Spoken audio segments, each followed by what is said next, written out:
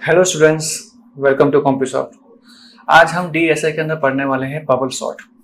Very important sort है। काफ़ी sort techniques हम पढ़ चुके हैं। हमने सिलेक्शन सॉर्ट पढ़ा, इंसर्शन सॉर्ट पढ़ा, वैसे ही हम बबल सॉर्ट भी पढ़ने वाले हैं।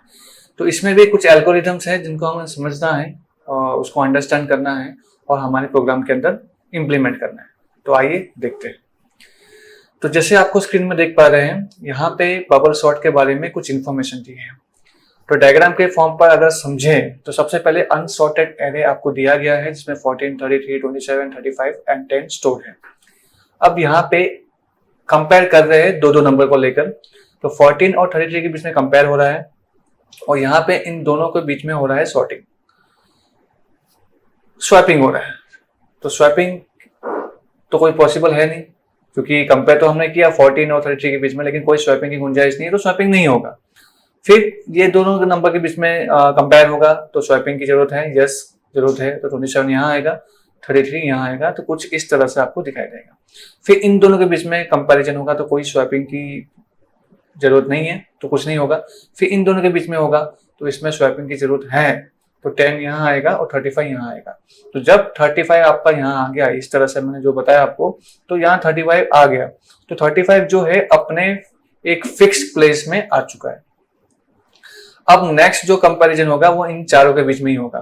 तो स्टार्टिंग हम करते हैं 14 और 27 के बीच में, तो कोई स्वैपिंग नहीं होगा।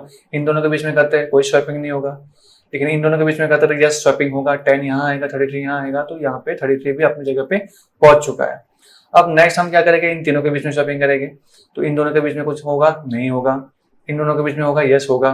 10 यहाँ आएगा, 27 यहाँ आएगा, तो ये तीनों अपनी जगह पे पहुंच चुके हैं। अब इन दोनों के बीच में स्वैपिंग होगा, यस होगा। तो 10 यहाँ आएगा, 14 यहाँ आएगा, तो देखिए सारे के सारे अपने अपने प्लेस में पहुंच चुके हैं। तो यही चीज को हमें फॉलो करना है। तो इसमें हमें समझ में ये आया कि हमें लूप कहां से कहां तक चलाना है। एक लूप तो आपको पता ही है कि वो चलने वाला ही है। अब हमेशा जो लास्ट में जो नंबर पहुंच जाता है, जैसे यहाँ पे नंबर पहुंच गया, तो अब यहां से लेकर यहां तक लूप चलेगा। और यहाँ पे जब नंबर पहुंच जाएगा तो फिर यहां से लेकर यहां तक लूप चलेगा। तो ऐसे लूप की जो स्टार्टिंग है वो तो 0 से हो रही है, लेकिन एंडिंग उसकी कम होती जा रही है। तो हम क्या करेंगे, हम इसको कोडिंग में कैसे इंप्लीमेंट करेंगे वो समझते पहले। तो हम एक नई फाइल बनाते हैं और उसको नाम दे देते हैं बबल सॉर्ट। डेफिनेशन बनाते हैं, फंक्शन बनाते हैं जिसको नाम दे देते हैं बबल सॉर्ट ओनली। लिस्ट को पास करेंगे, यहां पे एक लूप चलाना है। लूप ये रहेगा फॉर आई इन रेंज। इसको हम उल्टा लूप चलाएंगे। अब ये दिमाग में कैसे आया उल्टा लूप चलाना चाहिए, मैं आपको बताता हूं। तो मैं पहले आपको दिखा दूं कि उल्टा लूप चलाने के लिए मुझे यहाँ पे लिखना होगा लेंथ ऑफ a -1, क्योंकि लेंथ आपका एग्जैक्ट जो होता है, तो पोजीशन आपकी 0 से शुरू होती है, तो उस लेंथ -1 तक चलता है। तो यहाँ पे लेंथ -1 से शुरू होगा और कहां तक जाएगा, ये जाएगा आपका 0 मतलब 1 तक, और यहाँ पे -1 क्योंकि लूप उल्टा चल रहा है इसलिए। नेक्स्ट जे का लूप जो चलाएंगे हम, ये हम चलाएंगे 0 से, ठीक है। और ये आई लिखा है मतलब लेस देन आई, और इंक्रीजिंग ऑर्डर में जा रहे हैं इसलिए आपको 1 लिखना हो तो लिख सकते हैं।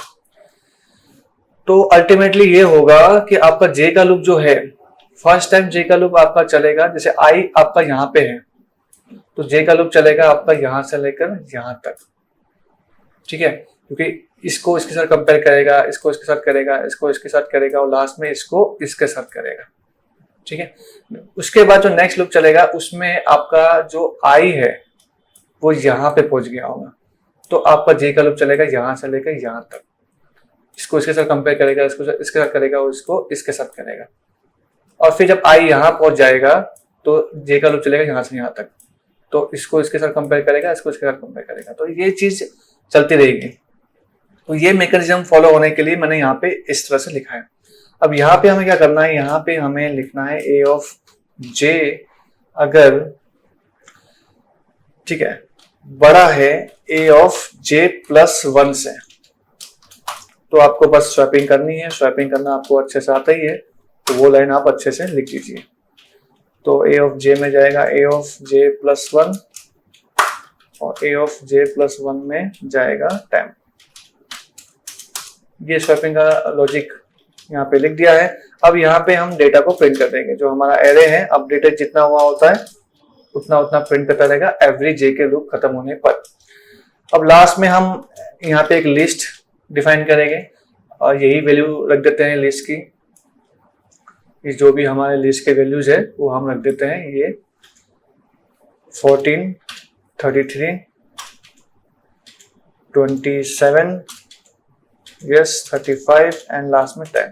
तो ये हमारा लिस्ट की वैल्यू है। इसको हम यहाँ से बबल सॉर्ट वाले फंक्शन में कॉल करेंगे और पास कर देंगे। ठीक है, अब इतना पोर्शन को हम रन करते हैं, देखते हैं क्या है आंसर। यस आ गया है, सॉर्टेड हो चुका है। यस कंप्लीट आंसर आ चुका है। तो आप देखिए जब इसका फर्स्ट राउंड खत्म होता है तो 35 लास्ट में हमें मिल जाता है।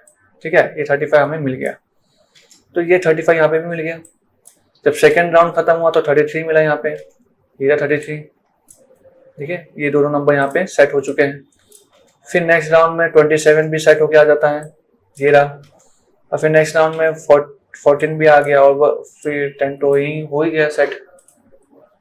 तो इस तरह से आपको यहाँ पे 4 राउंड में ही आपको आंसर मिल जाता है। तो बबल सॉर्टिंग काफी इजी वे में हमने समझ लिया है। ये आप एक बार अच्छे से ट्राई कीजिए, समझिए, बहुत इंपॉर्टेंट है।